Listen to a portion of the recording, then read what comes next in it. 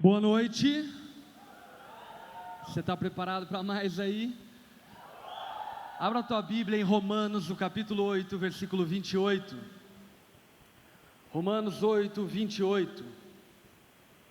Enquanto você abre, deixa eu te situar um pouco nesse texto que eu quero deixar no seu coração gravado nessa noite. O apóstolo Paulo escreve uma das cartas com maior teor teológico do Novo Testamento, que é o livro de Romanos.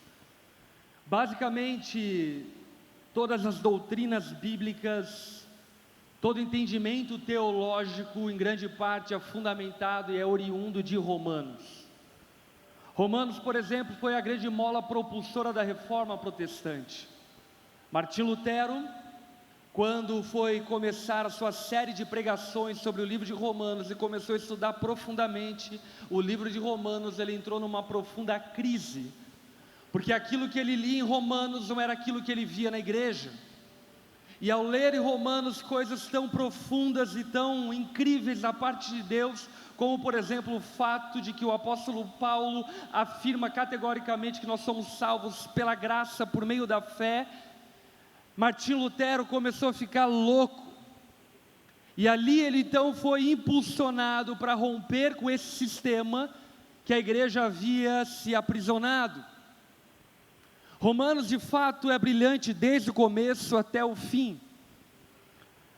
A carta aos Romanos começa no capítulo 1 dizendo a respeito do pecado da humanidade, falando sobre o quanto a humanidade se desviou de Deus, abandonando inclusive as relações naturais e se entregando a paixões vergonhosas, como o apóstolo Paulo denomina.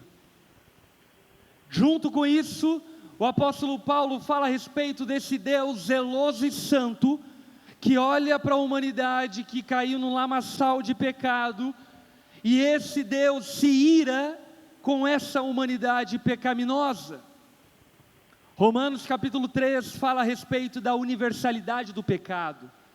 Fala que não foram alguns apenas que pecaram, mas todos nós pecamos, todos pecaram e destituídos estão da glória de Deus. Paulo continua a construção do entendimento do Evangelho contido em Romanos, e ele vai falar então sobre o Cristo de Deus que veio ao mundo morrer pelo pecado da humanidade e satisfazer a ira de Deus. Paulo vai destacar o Cristo que leva sobre si toda a maldição, toda a condenação, todo o fardo, toda a vergonha que a humanidade carrega. E juntamente com isso, Paulo então vai lançar uma das estacas fundamentais da fé cristã, que é a justificação por meio da fé. Ele vai falar a respeito do patriarca Abraão, que creu, e por ter crido, isso lhe foi imputado como justiça. Abraão não teve obras, ele creu, e aquilo trouxe justiça sobre a vida dele. Então, pelo capítulo 7 de Romanos, o apóstolo Paulo vai começar a falar sobre o processo da vida cristã posterior à salvação. A vida cristã é um processo, repete comigo, a vida cristã é um processo. E esse processo se chama santificação. A vida cristã, ela não é magia que nos faz pessoas nobres de um segundo ao outro. A vida cristã é um processo que começa com a salvação, continua com a santificação e termina com a glorificação. E isso é um grande problema, porque nós, como seres humanos, odiamos processos, odiamos o tempo, odiamos ter que perseverar, odiamos ter que continuar, odiamos o caminho. Mas quando Paulo fala sobre santificação, ele está falando que Jesus não é apenas o destino para onde estamos indo, mas ele também é o caminho que nós devemos caminhar com perseverança. Jesus não é apenas o lugar para onde nós vamos, mas também é o caminho por onde nós vamos. Amém? E isso se chama santificação. E falando sobre santificação, falando sobre processos, obviamente que o apóstolo Paulo, ele tinha a sensibilidade que era proveniente da própria experiência dele, que fazia concluir que nós precisaríamos de consolo, de consolação nessa jornada, porque essa jornada não seria nada fácil. Por esse motivo, o apóstolo Paulo dedica o capítulo 8 de Romanos para falar acerca da consolação do Espírito Santo, e não apenas acerca da consolação do Espírito Santo, mas sobre a soberania divina que está trabalhando em favor daqueles que amam a Deus. Acerca disso, nós podemos ter convicção de que existe uma conspiração da parte de Deus, fluindo em favor daqueles que o amam. E é acerca disso que eu quero conversar com você essa noite. No versículo 28 de Romanos 8, o apóstolo Paulo começa dizendo: sabemos, repete comigo, sabemos. Eu gosto que o tom que o apóstolo Paulo usa, porque ele começa a discorrer sobre essa consolação, sobre essa conspiração, pressupondo que todo mundo que caminha com Jesus deveria saber de algo. E parece que Paulo está dizendo que se nós não soubermos disso, é simplesmente impossível caminhar com Jesus. Você pode até ter um momento de entrega a Ele, você pode até ter um momento de experiência com Ele, você pode até ter um momento de sala do trono, mas se nós não soubermos disso que o apóstolo Paulo vai dizer aqui, nós todos estamos fadados ao fracasso, à falência na caminhada. E há algo que você precisa saber, é que muito mais importante do que o como nós começamos, é o como nós vamos terminar. Porque a palavra reserva promessas, não para aqueles que começam, mas para aqueles que terminam. A Bíblia vai dizer, por exemplo, que aquele que correr até o fim, herdará a coroa da vida, e terá o seu nome escrito no livro da vida. Não é aquele que começa, é aquele que termina. Não é aquele que experimentou, é aquele que se tornou. Portanto, as promessas de Deus são reservadas às pessoas que caminham a jornada cristã até o fim dela, até o cume dos tempos, que é a glorificação nossa, conjunta com Cristo, quando a palavra mesmo diz que todo joelho se dobrará e toda língua confessará. Portanto, Paulo sabe de algo que nós deveríamos saber, mas infelizmente, olhando para a trajetória e para a caminhada de muitos de nós, parece que nós não sabemos, ou se sabemos, ignoramos. O que Paulo sabia e que ele quer que nós saibamos, e que principalmente ele julga fundamental que nós saibamos para a caminhada? Olha só o que Paulo diz: sabemos que Deus age em todas as coisas para o bem daqueles que o amam. Todos nós deveríamos saber que não existem circunstâncias nas quais Deus não aproveite ao nosso favor e ao nosso bem.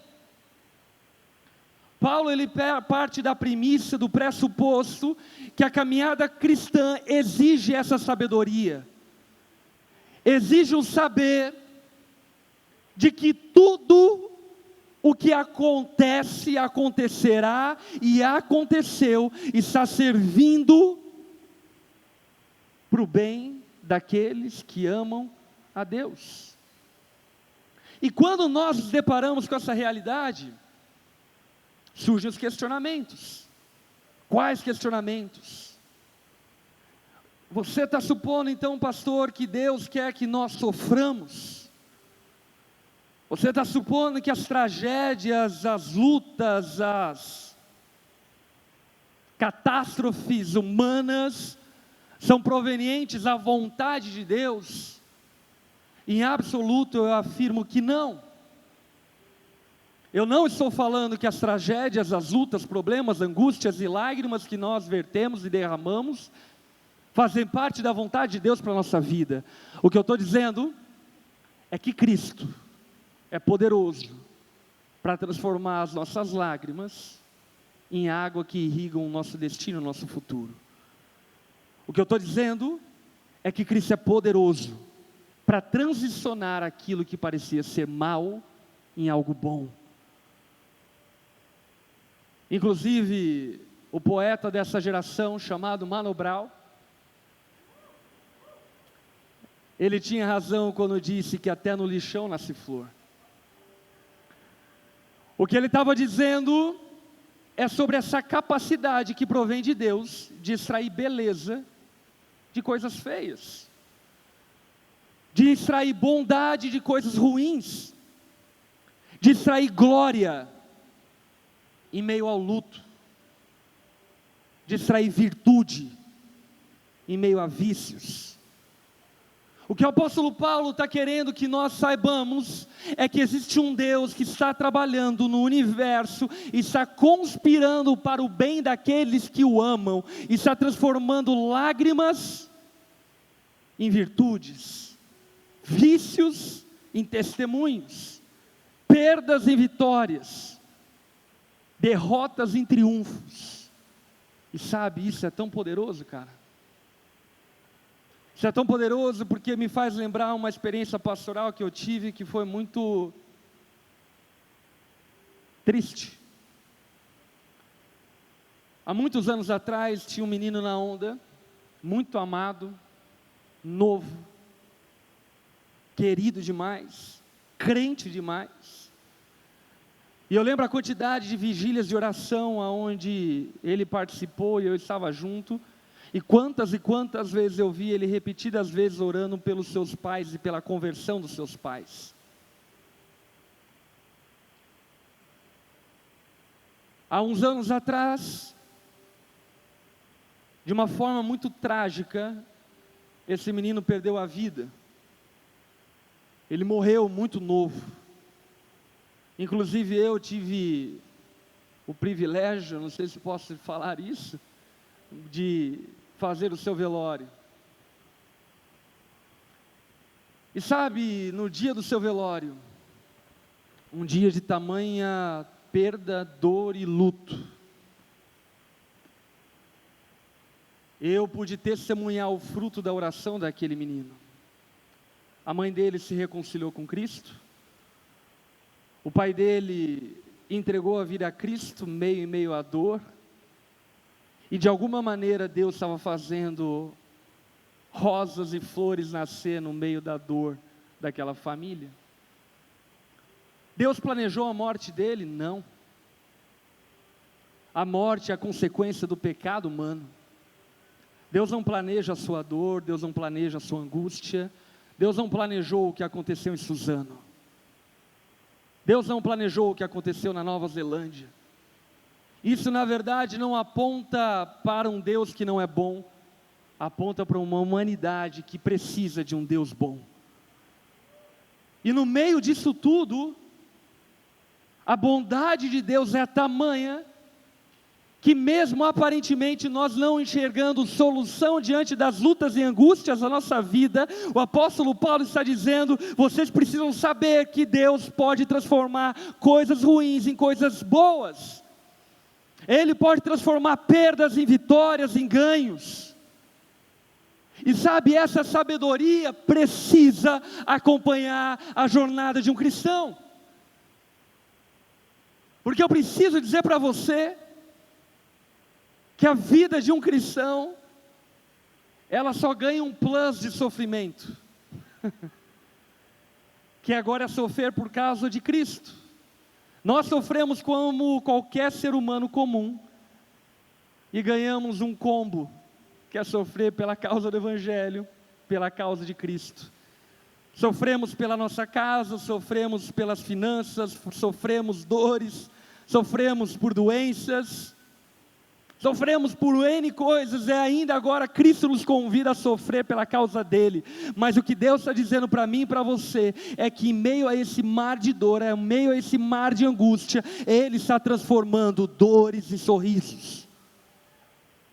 E essa sabedoria precisa te acompanhar. Sabe por que ela precisa te acompanhar? Porque se você não souber disso, você não chega longe. Se você não souber disso, no primeiro dia de angústia que você tiver, você vai ser paralisado. Sabemos que Deus age em todas as coisas para o bem daqueles que o amam, daqueles que foram chamados de acordo com o seu propósito. Repete comigo, propósito. Agora aqui é bom uma observação muito importante. Deus, Ele não tem em absoluto nenhum compromisso com o bem-estar humano. Amém? Deus, Ele tem compromisso com o seu propósito. O Deus Criador dos céus e da terra, o único e poderoso Deus, Ele está trabalhando para o cumprimento do seu propósito. Para o cumprimento do seu propósito em mim, em você, em nós, e para a sua glória. Portanto, é muito importante que nós saibamos que esse saber coletivo que o apóstolo Paulo convida a igreja a ter, não é um saber coletivo universal. É um saber coletivo para aqueles que amam a Deus. Você tem devotado e entregue a sua vida por amor a Jesus? Saiba, Deus está agindo para o seu bem em todas as coisas. Em todas as coisas, sem exceção, inclusive no seu casamento, inclusive nas suas doenças, enfermidades, Deus está trabalhando ao seu favor, para aqueles que foram chamados de acordo com o seu propósito. E isso é incrível, porque nós olhamos para a Bíblia e percebemos isso em diversas ocasiões ocorrendo. Por exemplo, talvez o dia mais trágico da história dos hebreus, quando estavam saindo do Egito, era o dia em que eles se depararam com o Mar Vermelho. Eles receberam uma promessa de libertação, de salvação do Egito, da escravidão, e de repente eles estão marchando para Canaã, e marchando para Canaã, eles se deparam com o Mar Vermelho, e eles olham para trás e veem carruagens de Faraó vindo, marchando ao encontro deles para acabar com eles. Parecia ser o dia mais trágico da história dos hebreus, porque aliás, possivelmente ali aconteceria o maior genocídio que a história poderia enxergar. 1,5 milhão de pessoas poderiam ser mortas aquele dia em frente ao Mar Vermelho. Mas aparentemente esse cenário que tudo apontava para ser um cenário tão trágico, se transformou no dia mais glorioso da história dos hebreus. Deus abriu o Mar Vermelho, fez seu povo passar pelo Mar Vermelho, e derrotou todos os soldados egípcios, com as próprias águas, sem nenhuma lança, sem nenhuma espada, demonstrando o favor de Deus para aqueles que o amam, para aqueles que vivem de acordo com o seu propósito. Lembrando disso, a gente pode lembrar também, por exemplo, do apóstolo Paulo. O apóstolo Paulo escreve uma carta para um homem chamado Filemão, e nessa carta que o apóstolo Paulo escreve para Filemão, Paulo manda recomendações acerca de um homem que ele havia conhecido na prisão chamado Onésimo. E Paulo diz para Filemão: Filemão, receba Onésimo. Antes ele era inútil para você, mas aqui na prisão eu pude apresentar o Evangelho a ele, ele foi salvo, ele foi redimido, ele foi transformado, e agora receba ele, não mais como seu escravo, mas como seu filho. E Onésimo volta para a casa de Filemão, com as recomendações de Paulo. O que estava acontecendo ali? Deus estava usando as cadeias de Paulo para a salvação de Onésimo. Você está entendendo o que eu estou dizendo? Romanos capítulo 16, o apóstolo Paulo manda saudações para os da casa de César. Sobre o que Paulo estava dizendo? Paulo estava falando sobre os guardas de César. Onde Paulo conheceu os guardas de César? Na cadeia. E na prisão, Paulo alcançou eles com o Evangelho. Em Romanos capítulo 16, quando Paulo escreve a carta aos romanos e vai mandar saudações para a igreja em Roma, Paulo fala também, tem os irmãos da casa de César que eu alcancei para Cristo. Onde? Na prisão. Por isso que Paulo vai dizer para a igreja de Corinto, que eles deveriam ter o coração guardados, porque a prisão que parecia ser algo tão trágico, estava se transformando em algo glorioso. Sabe por quê? Porque a jornada de um cristão, escuta aqui, é de glória em glória, é de fé em fé.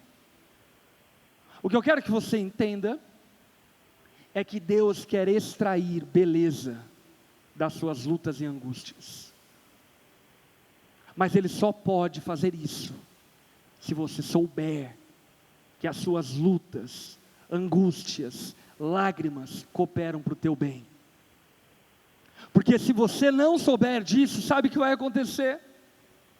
No dia da angústia, da dor e da luta, diferentemente de Jó, você vai amaldiçoar a Deus.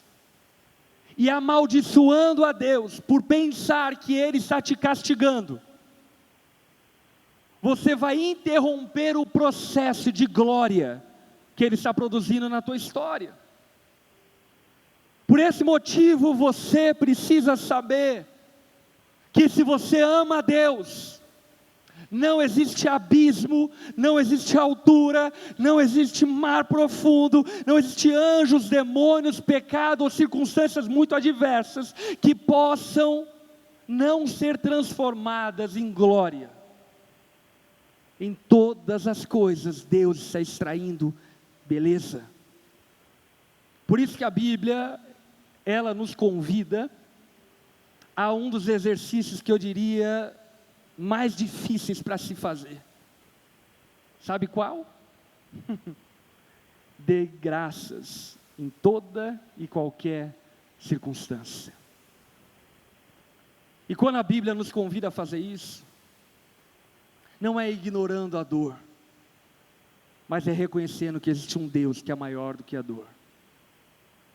Quando a Bíblia nos convida a fazer isso, não é que nós sejamos tapados, ignoremos o momento difícil em que estamos vivendo, mas que nós confiemos num Deus que está agindo para o nosso bem em todas as coisas. Mais uma vez eu repito, em algumas coisas, não, em todas as coisas. Olhe para quem está ao teu lado e diga: em todas as coisas. Todas as coisas são todas as coisas, sem exceção alguma. Deus está trabalhando para o bem daqueles que o amam, daqueles que foram chamados de acordo com o seu propósito. No versículo 29, o apóstolo Paulo diz: pois aqueles que de antemão conheceu, também os predestinou para serem conformes à imagem de seu Filho, a fim de que ele seja o primogênito entre muitos irmãos.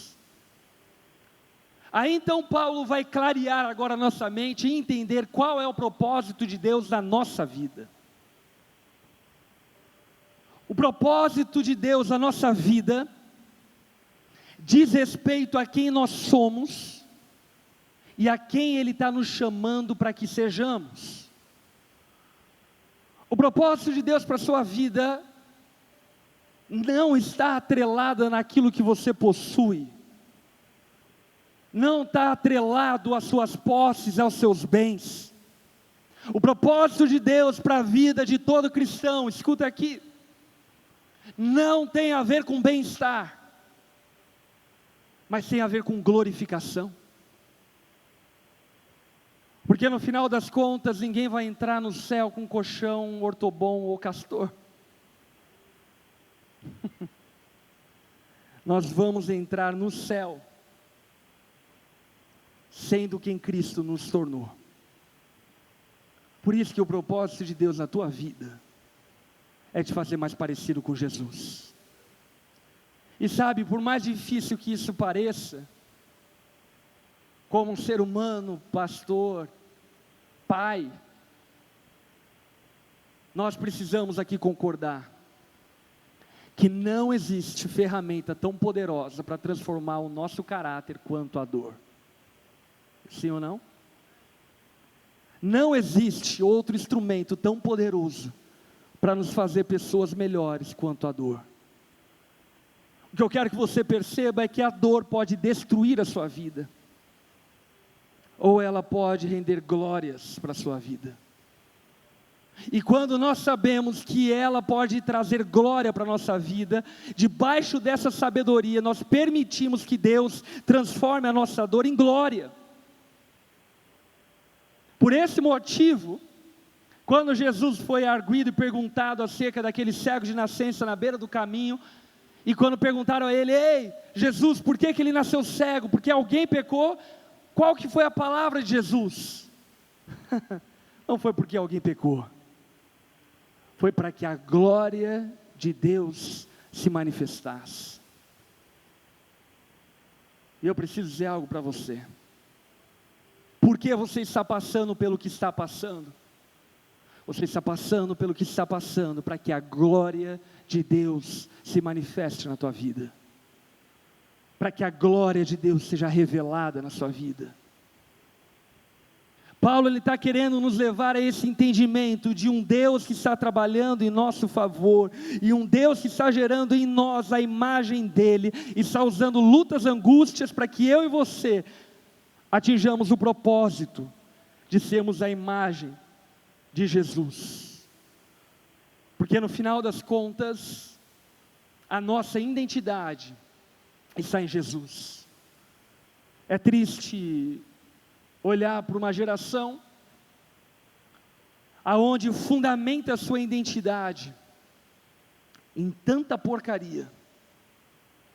Fundamenta a sua identidade a partir do time de futebol que torce.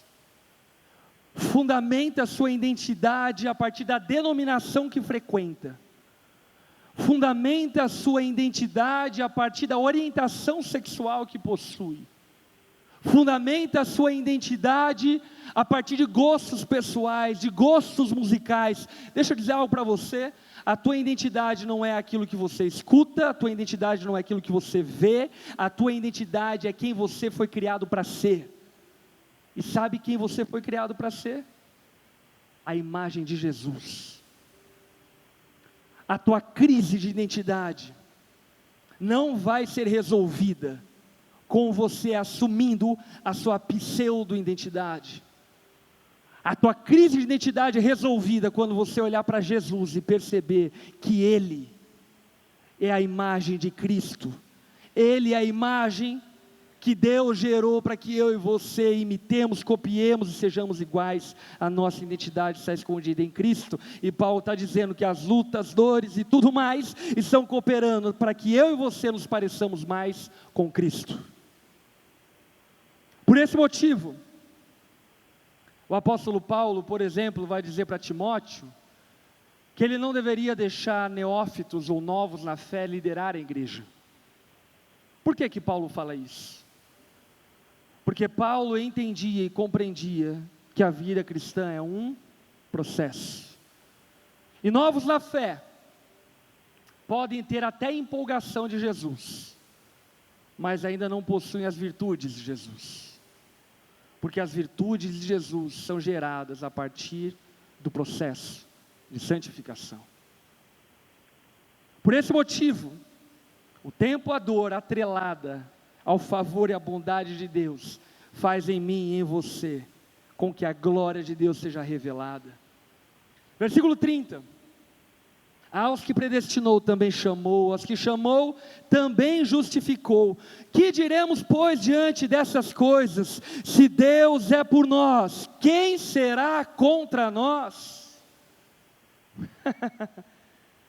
Se o Criador dos céus e da terra, se aquele que fez todas as coisas existirem, e todas elas subsistem a partir das suas mãos, se aquele que governa e coloca em marcha as estrelas, se aquele que ordena cada molécula, cada átomo na sua criação, está em nosso favor, quem pode contra nós?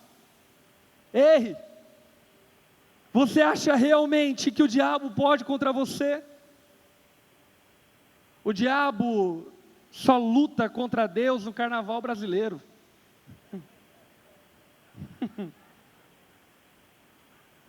Na realidade espiritual, Jesus venceu toda a obra do maligno. Satanás foi subjugado e Satanás é servo de Jesus. Satanás está sobre as ordens e sobre o juízo do Deus Criador dos céus e da terra. E sabe qual é a grande loucura do que Paulo está dizendo? Que esse Deus Todo-Poderoso decidiu trabalhar em seu favor. Esse Deus Todo-Poderoso decidiu fazer de mim e de você alvos da sua bondade, do seu amor, e por esse motivo, transformando as nossas dores em glória, transformando o nosso lamento em riso. Se Deus é por nós, quem será contra nós? Aquele que não poupou o seu próprio filho, mas o entregou por todos nós, como não nos dará com ele, e de graça, todas as coisas? Eu amo esse argumento de Paulo. Paulo basicamente está dizendo o seguinte: Deus o Pai entregou seu Filho Jesus por amor a você. Se Deus o Pai Todo-Poderoso não poupou o seu Filho, será que Ele vai poupar pão para os filhos que precisam de pão? Será que Ele vai poupar consolo para os filhos que precisam de consolo? Será que Ele vai poupar dons para os filhos que precisam de dons? Será que Ele vai poupar o favor para os filhos que eles precisam de favor? O que eu quero que você entenda é que Deus provou o seu amor por nós quando entregou o seu Filho. E eu e você não devemos mais ter dúvida alguma do quanto Deus nos ama, do quanto Todo-Poderoso escolheu-nos como alvo do seu amor, e por ter nos escolhidos como alvos do seu amor, eu e você podemos nos deleitar e descansar no favor de Deus em toda e qualquer circunstância. Deus está trabalhando para o bem daqueles que o amam. Quem fará alguma acusação contra os escolhidos de Deus? É Deus quem os justifica. Quem os condenará? Foi Cristo Jesus que morreu e mais, ressuscitou, e está à direita de Deus e também intercede por nós. Quem nos separará do amor de Cristo? Será tribulação? Será angústia? Perseguição? Fome? Nudez? Perigo ou espada?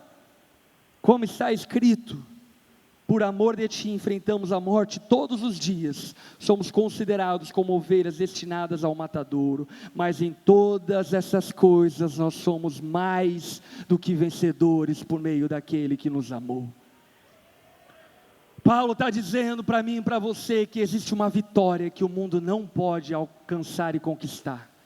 Existe uma vitória que está reservada apenas àqueles que amam a Deus, daqueles que foram chamados de acordo com o seu propósito. Existe uma vitória escondida no meio da dor. Talvez a vitória que o mundo entenda é que para vencer a dor é necessário sorrir, mas Deus está dizendo: ei, existe uma vitória muito maior do que o sorriso, e a vitória muito maior do que o sorriso é o que eu estou gerando na sua vida para a eternidade. Isso é glorioso, isso é eterno. Por esse motivo, eu e você podemos nos deleitar na convicção que em Cristo Jesus nós somos mais do que vencedores. Em absoluto nada pode nos separar desse amor? Deus está trabalhando em nosso favor. Paulo conclui no versículo 38, e eu concluo junto com Paulo. Paulo conclui dizendo: eu estou convencido.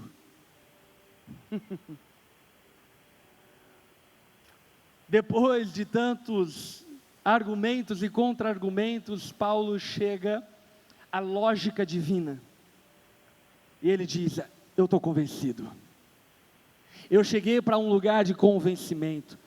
Eu estou convencido, presta atenção, de que nem a morte, nem a vida, nem anjos, nem demônios, nem o presente, nem o futuro, nem quaisquer poderes, nem altura, nem profundidade, nem qualquer outra coisa na criação será capaz de nos separar do amor de Deus que está em Cristo Jesus, nosso Senhor. Você está convencido também? Dê uma salva de palmas a Jesus.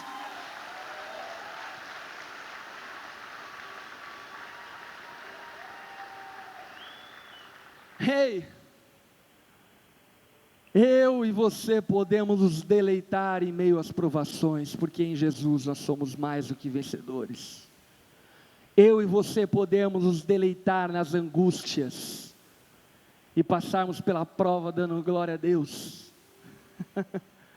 Porque a nossa vitória tem sabor de mel. Eu e você podemos nos deleitar nas perseguições, na fome, na nudez, na privação. Porque se Deus é por nós, quem será contra nós? Se Ele não poupou o seu Filho, Ele não nos poupará absolutamente nada.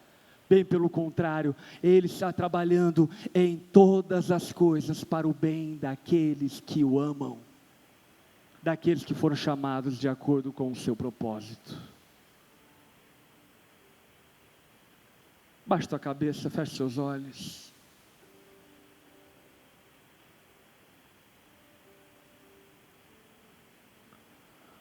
A palavra chama o Espírito Santo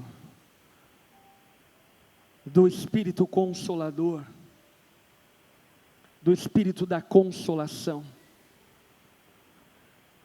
E sabe de uma coisa? É impossível terminar a corrida que nós começamos sem a consolação proveniente do Espírito Santo. Você pode começar a caminhada com Cristo até empolgado,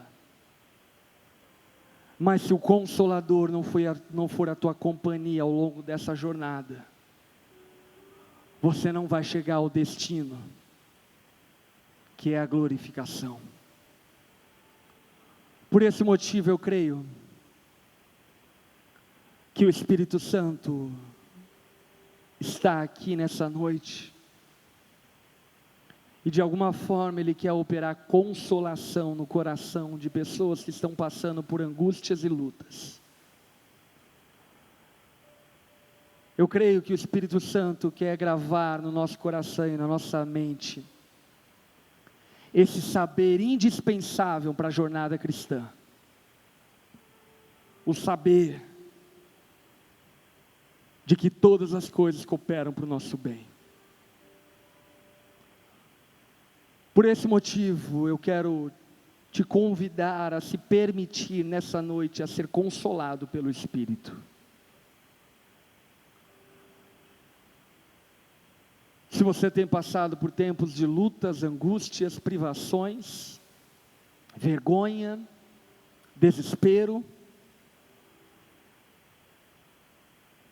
se você tem amado a Deus e reservado o teu coração em amor a Ele, eu creio que essa noite o Espírito Santo quer te visitar e consolar a sua dor, e extrair louvores em meio às suas lutas.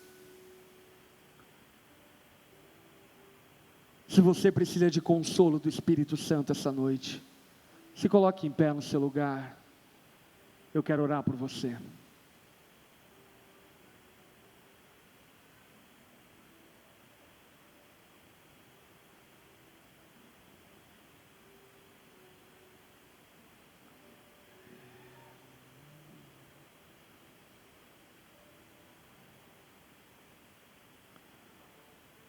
Como o apóstolo Paulo fala, quando sou fraco é que sou forte. Aprenda um segredo. A presença de Deus é o lugar onde nós devemos ser fracos, para que na nossa vida pública nós sejamos fortes. O lugar da habitação de Deus é o lugar de nós chorarmos, lamentarmos, prantearmos. Não o Facebook, não o Instagram, não no mercado de trabalho. Essa noite, se faça fraco e permita o Espírito Santo te fortalecer. Aí no seu lugar, em pé, abra suas mãos como recebendo. Espírito Santo de Deus, Espírito Consolador, venha, ó Pai, sobre nós como uma brisa suave, enchendo os nossos pulmões de fé e esperança. Espírito Santo de Deus, nessa noite, Pai,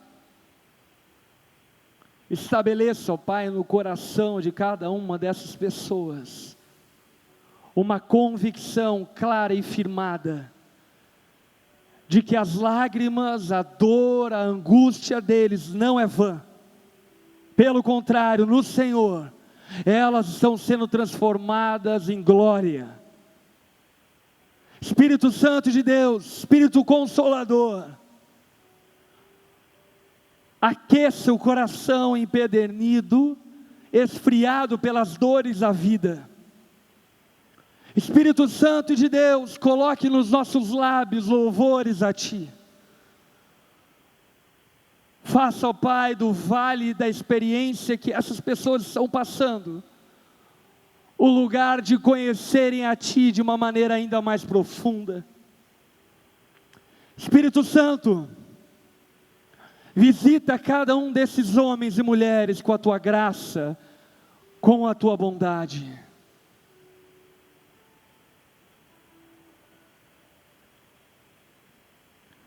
Você que está próximo dessas pessoas que estão em pé, se coloque em pé, abrace eles e elas.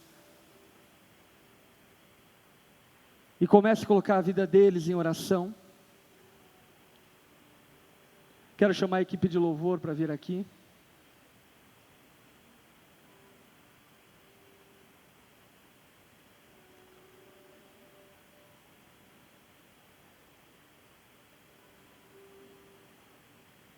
Todo mundo se coloca em pé agora.